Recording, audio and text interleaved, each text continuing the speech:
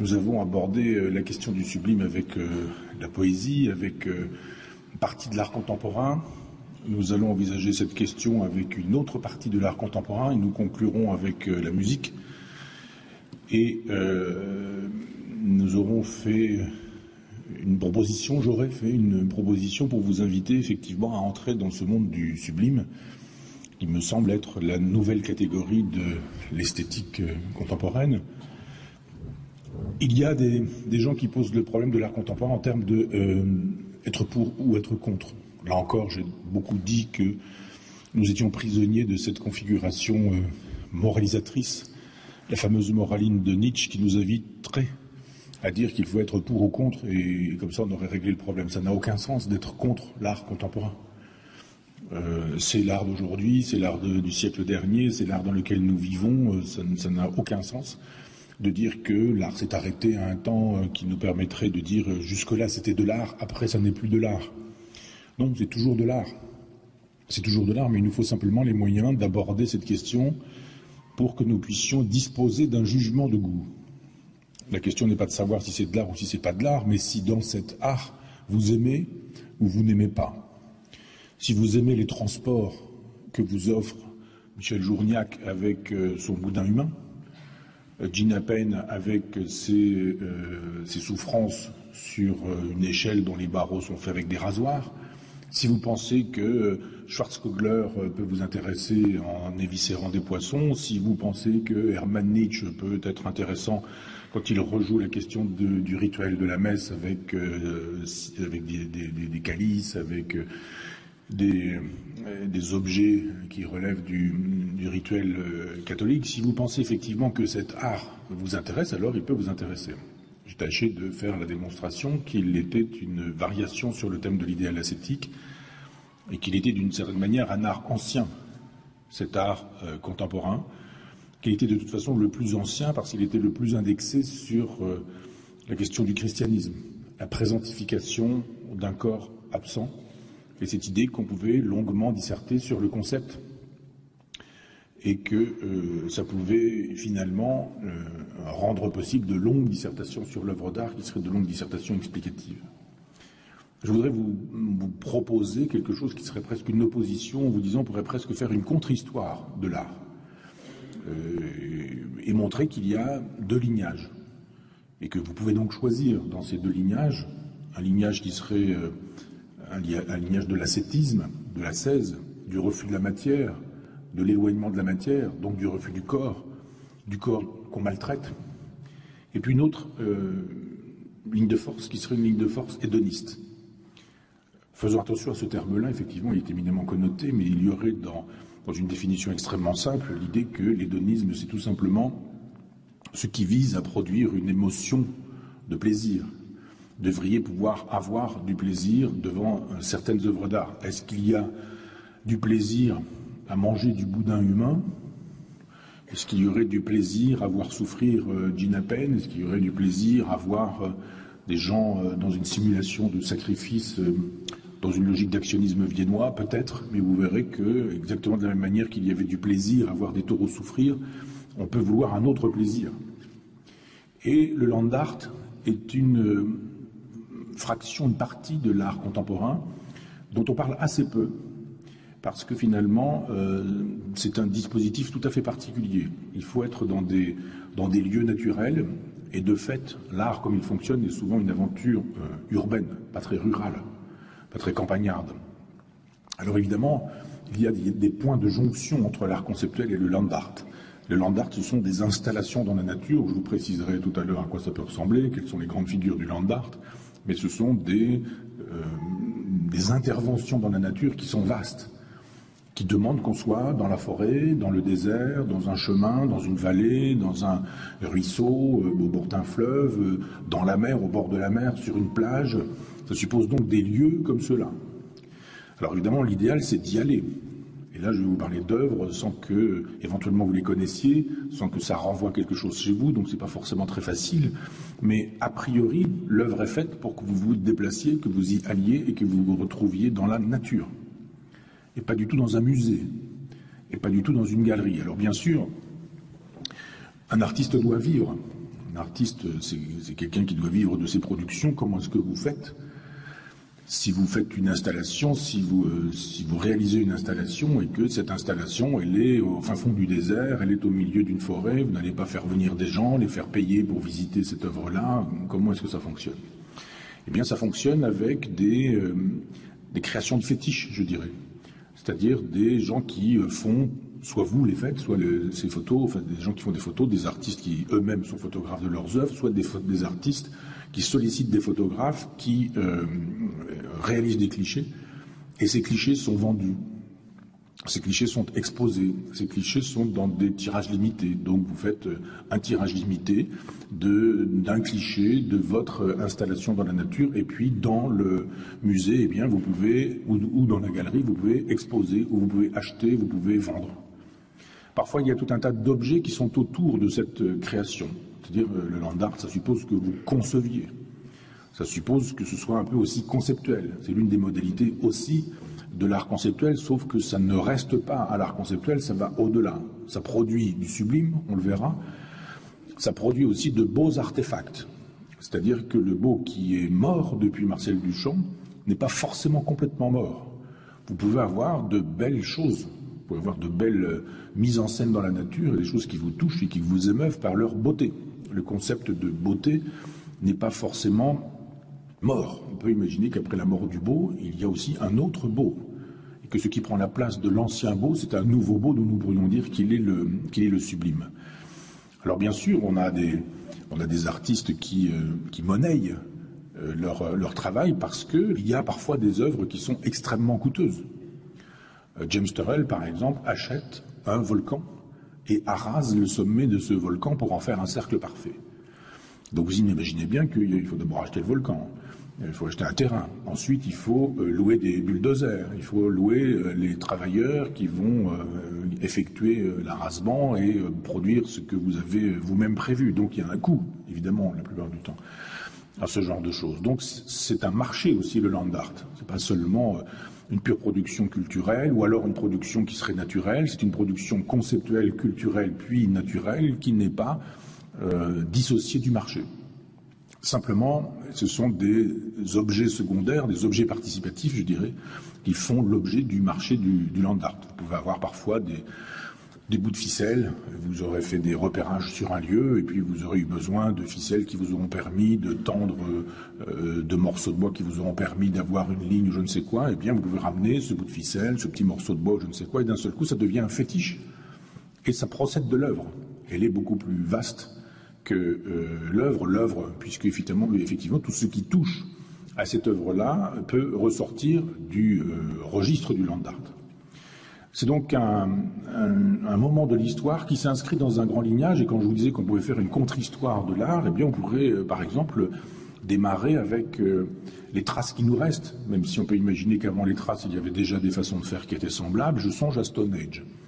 Vous connaissez Stonehenge, cet alignement circulaire de pierre, un peu mystérieux, mais très beau, qui a sa logique, et on pourrait imaginer, évidemment, les hommes qui ont fabriqué ça n'ont pas voulu faire du land art, mais quand des hommes ou des femmes créent le land art, eh bien, il y a une généalogie derrière tout ça.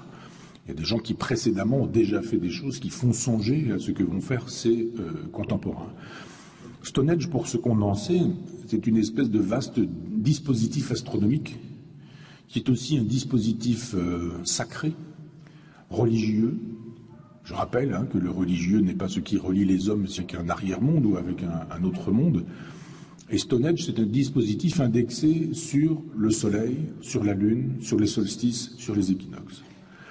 C'est une machine qui montre que les hommes avaient compris ce qu'était le cosmos, qu'ils ne se sont pas contentés de contempler le cosmos, mais qui savaient que le cosmos nous donnait des leçons existentielles, et qui, avec ce dispositif, se retrouvaient régulièrement, tous les ans, à des dates fixes, des dates qui avaient à voir avec solstice et équinoxe, et qui pouvaient, en ce sens, montrer qu'ils étaient dans une relation absolument intime avec le cosmos. Il y avait probablement des dieux, des noms de dieux, des histoires, il y avait probablement des mythologies, des récits, tout ça est perdu. C'était oral, il n'y a aucune trace, aucune autre trace que ce que nous voyons aujourd'hui, mais ce sont des blocs taillés, Ce sont des blocs agencés, et ce sont des blocs qui sont là, placés de manière circulaire pour produire évidemment un effet tout à fait particulier. On peut imaginer que les hommes auront pensé que les dieux qui étaient dans les cieux voyaient leurs dispositifs et que ces choses qui se trouvaient sur Terre étaient assez grandes pour que les dieux puissent les voir. Ça pouvait être aussi, on peut imaginer, des signes envoyés aux dieux. Il est bien évident que ce n'est pas parce que nous avons ces traces que ça commence avec ces traces. Ça commence assez probablement très en amont et il faudrait aller voir du côté, comme toujours, des peuples fossiles. Et les aborigènes d'Australie sont des gens qui, bien que totalement acculturés aujourd'hui, hélas, pour eux, sont des gens qui pratiquaient et pratiquent encore aujourd'hui, mais aujourd'hui de manière un peu folklorique et parfois pour des galeries de Melbourne ou de grandes villes ou de Sydney, de grandes villes australiennes. Mais ce sont des gens qui dessinaient sur les corps, qui dessinaient dans le sable, qui dessinaient dans la terre. Les fameux mandalas, par exemple, qu'on peut voir en Inde, et ce sont des œuvres éphémères. C'est aussi l'intérêt avec le land art, c'est qu'il arrive un moment donné où si vous laissez l'œuvre dans la nature reprend ses droits, et l'œuvre, elle disparaît à un moment donné. D'où l'intérêt de faire des photos, bien sûr, mais si vous travaillez avec des objets périssables, ou avec des matériaux périssables, je songe à la glace, je songe avec un courant, le courant de l'eau, par définition, vous ne pouvez pas garder ça définitivement.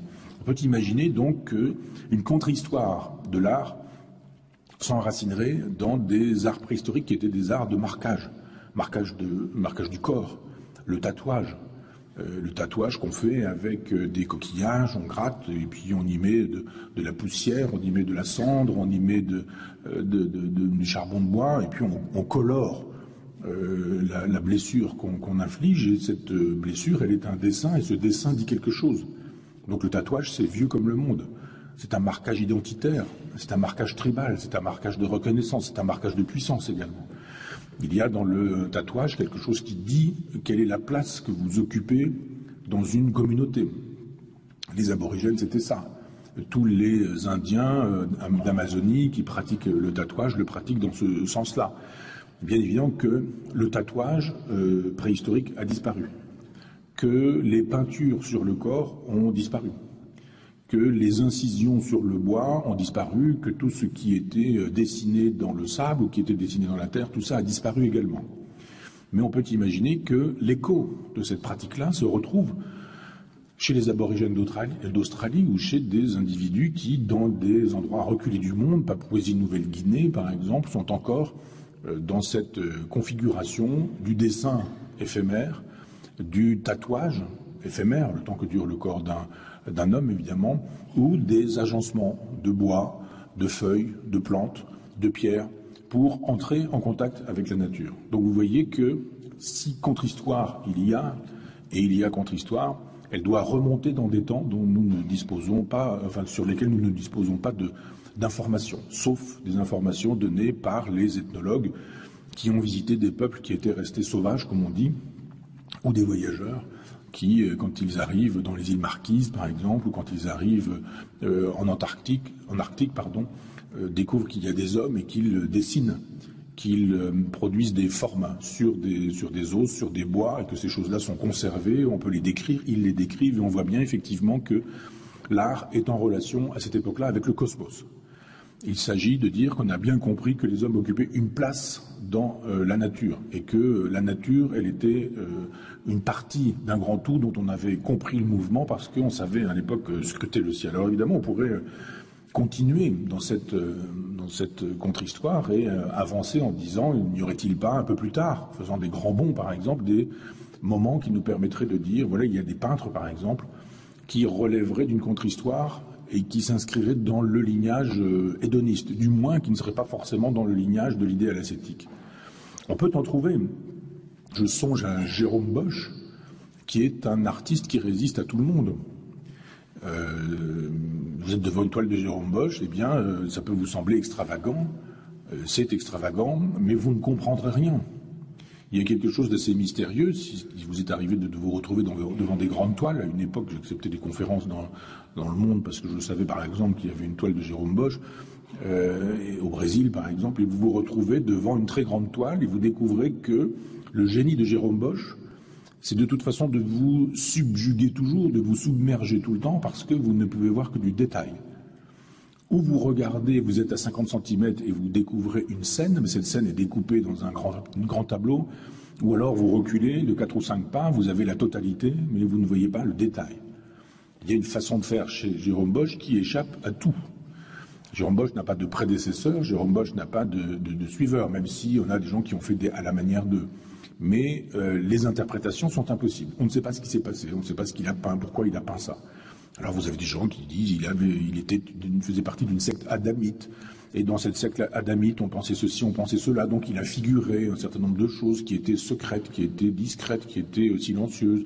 Ou alors il y avait à l'époque des sagesses pratiques qui étaient concentrées dans des sentences, dans des dictons, les fameux dictons populaires, et il a peint ces dictons populaires. Rien ne tient. Aucune explication de Jérôme Bosch ne tient, il reste des œuvres d'art qui effectivement échappent au christianisme, à la commande, qui échappent à la logique du pouvoir habituel. On ne sait pas d'où ça vient, on ne sait pas où ça va, on ne sait pas ce que ça veut dire, c'est de la peinture pure. Et on y voit une émergence, une émergence de la vie. C'est une peinture vitaliste. Tout est vivant, tout bouge, tout est en mouvement. Les ordres sont mis cul par-dessus tête, c'est-à-dire il y a du végétal, il y a de l'animal, il y a de l'humain en temps normal, mais là il peut y avoir des mélanges. L'animal, le végétal, l'humain. Un mélange d'homme et d'animal, mais aussi un mélange de végétaux. Vous avez un individu qui est mangé complètement et qui se met à avoir des vents, il pète comme ça, il pète des corbeaux qui s'en vont dans un univers où vous avez des petits fruits qui deviennent des grosses choses pendant que les grosses choses deviennent toutes petites.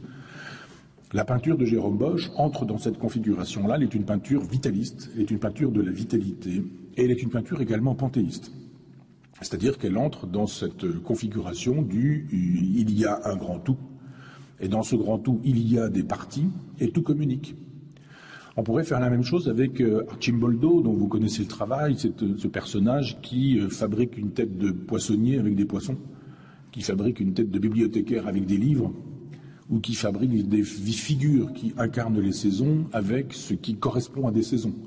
Des légumes de printemps, par exemple, des légumes d'été, des légumes d'hiver, des légumes de toutes les saisons. Et puis, à chaque fois que vous avez, ou s'il n'y a pas de légumes en hiver, eh bien, du bois, du feu, de la neige, ou tout ce qui caractérise les saisons. Et vous avez des figures qui racontent les saisons.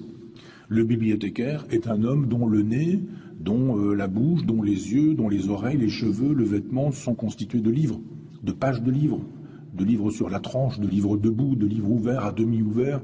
Eh bien, on a chez Arcimboldo et les archimboldesques, puisqu'il y a des gens qui ont peint comme lui, à sa manière, cette idée qu'il y aurait un grand tout, que la nature ne serait faite que de dialectique, que de mouvement, et que on peut être un homme et on peut être un poissonnier et avoir le visage fait de poisson, mais que finalement la matière du poisson et la matière du poissonnier, c'est la même chose.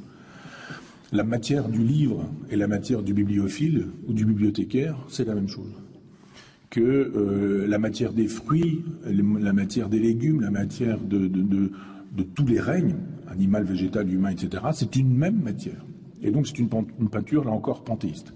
Donc, vous voyez comment on pourrait aller prélever des singularités ou des subjectivités comme Jérôme Bosch ou comme Arcimboldo, comment on pourrait aussi aller du côté de ce que l'on suppose de ce qu'étaient les pratiques des hommes préhistoriques, ou les aliments, Stonehenge, Karnak, etc. Vous voyez qu'il y a un long lignage qui fait que le land art ne sort pas de nulle part et qu'il a effectivement une généalogie.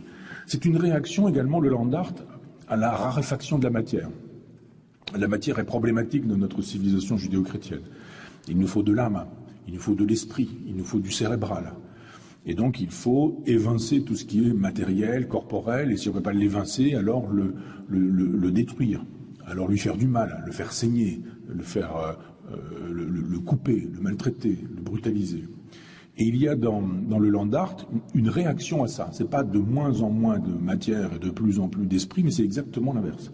C'est de plus en plus de matière. Je ne dirais pas de moins en moins d'esprit, parce qu'il y a quand même des idées qui sont derrière tout ça, et il s'agit pour les artistes du land art d'inverser véritablement la vapeur. Ils sont rendus possibles, bien sûr, par des gens comme Marcel Duchamp et les grands théoriciens des révolutions esthétiques du début du XXe siècle, parce que sans Marcel Duchamp, l'art conceptuel n'est pas possible, et il y a du conceptuel dans le land art, puisque d'un seul coup, un volcan, un désert, une forêt peuvent devenir des supports. Je vous disais que ce qui faisait l'une des caractéristiques de Marcel Duchamp, c'était cette révolution des supports. Jadis, il fallait du marbre, du bronze, du bleu outre-mer, enfin des matériaux dédiés à l'œuvre d'art, et là, d'un seul coup, avec Duchamp, tout peut être objet d'art, tout peut être matière d'art. Et bien là, d'un seul coup, les artistes du land art disent, eh bien, allons-y, la nature est le matériau de l'art, travaillons avec la nature. Ce sont des artistes qui donc ont pour matériaux la terre, le paysage, la montagne, les rochers, la mer, les vagues. Ce sont des choses que j'ai relevées dans la totalité des travaux des artistes du land art, des vallées, des ruisseaux, la foudre, le ciel, la neige, les pierres, le fleuve, les lacs, les champs, les glaciers, les arbres, les icebergs, les volcans, les lacs salés, les forêts, les troncs d'arbres, les feuilles, les fleurs, les pollens, le sable, la boue, l'herbe, les cailloux, poussière, lumière, vent, nuages, etc., etc., etc. C'est-à-dire, vous avez une espèce d'encyclopédie des matériaux du monde. Les artistes du land art ne sont que dans la matière du monde, que dans la sensualité, que dans ce qui surgit à partir de cette fameuse table de Mendeleïev dont j'ai déjà eu l'occasion de vous parler. Les fameux éléments. Tous les éléments s'y trouvent composés, décomposés. C'est une esthétique matérialiste, c'est une esthétique atomiste également. Ces artistes, on les connaît assez peu. Ces œuvres-là, l'idéal aurait été qu'on puisse projeter des diapos qui vous auraient permis de voir un petit peu à quoi je fais référence, mais je vais vous donner des noms, des artistes, des titres, et puis vous raconter un petit peu pour que vous puissiez, à votre tour, concevoir, imaginer, penser, puis à charge pour vous ensuite d'aller vérifier ce que font ces gens-là. Mais je songe par exemple à Walter de Maria, qui en 1977, au Nouveau-Mexique, installe ce qu'il appelle un champ de paratonnerre. C'est-à-dire qu'il plante 400 pieux d'acier dans un endroit où il y a beaucoup d'orages, de façon à attirer la foudre. Et l'œuvre d'art est la suivante, c'est-à-dire c'est un champ de foudre. Il s'agit d'attirer les éclairs, la foudre, et c'est ce qui est présenté comme œuvre, c'est-à-dire un dispositif pour capter l'énergie de la foudre. Alors évidemment, on peut aller sur place, on peut voir, on peut se déplacer si on veut prendre un coup de foudre, mais on peut aussi faire des photos. C'est comme ça qu'on connaît plutôt la plupart du temps les œuvres de Walter de Maria, c'est-à-dire que comme assez régulièrement la foudre tombe sur l'un de ces pieux, eh bien les photos qui sont présentées relèvent du land art. Alors quand vous avez des photos magnifiques, que vous faites des tirages immenses, vous avez effectivement des effets redoutables. Dennis Oppenheim, par exemple, a produit en 1970 ce qu'il appelle un jet de spirale. Je traduis librement les titres anglais parce que je suis nul en anglais et je ne veux pas m'attirer de ridicule sur moi. Et c'est la trace d'une espèce d'immense crosse qui est émergée dans l'eau d'un grand lac salé, dans l'état d'Utah. C'est-à-dire que vous ne voyez pas ce que vous montre la photo. Si vous êtes sur place, vous n'allez voir qu'une partie de cette crosse qui, elle, renvoie à la spirale dont on va parler. C'est l'une des grandes formes de l'esthétique depuis toujours. C'est une forme primitive. Et il crée donc cette espèce de crosse. C'est-à-dire, vous imaginez que entre dans l'eau une espèce de chemin de pierre et puis que ça tourne sous forme de crosse et donc ça se replie sur soi-même et d'un seul coup on a cette espèce de... C'est pas un labyrinthe, une spirale tout simplement. On ne la voit pas si on est dessus, on voit des morceaux, on voit des fragments. Et c'est éventuellement, quand vous faites une photo soit vue d'avion, c'était plutôt comme ça à l'époque, il n'y avait pas de drone à l'époque, mais avec des drones, si vous filmez ce que vous avez disposé, si vous filmez le dispositif, alors effectivement vous voyez quelque chose, vous voyez la totalité. Souvent, dans le land art, on est dans la question du perspectivisme. Il n'est pas question de tout voir d'un coup, il faut voir en se déplaçant, en bougeant. Exactement comme quand vous regardez une statue, vous avez tendance plutôt à tourner autour de la statue pour la voir totalement, mais que vous êtes obligé de tourner autour parce que vous n'avez pas la possibilité de grimper sur un escabeau. Mais donc il y a des dimensions d'accès de l'œuvre qui vous sont interdites. Et bien là, c'est exactement la même chose, c'est-à-dire que dans la nature, on vous dit vous ne verrez qu'un fragment, vous ne verrez qu'une partie du tout. C'est donc un jeu aussi, un jeu esthétique sur la partie et sur le tout, sur cette idée que l'œuvre n'est jamais véritablement la même suivant que vous serez ici, là ou ailleurs, que vous avancerez, que vous progresserez, que vous vous élèverez, que vous serez sur le côté droit, que vous serez sur le côté gauche, que vous serez dedans ou que vous serez dehors ou éventuellement au-dessus. C'est donc une méditation sur cette idée de Nietzsche qui est l'idée de la perspective.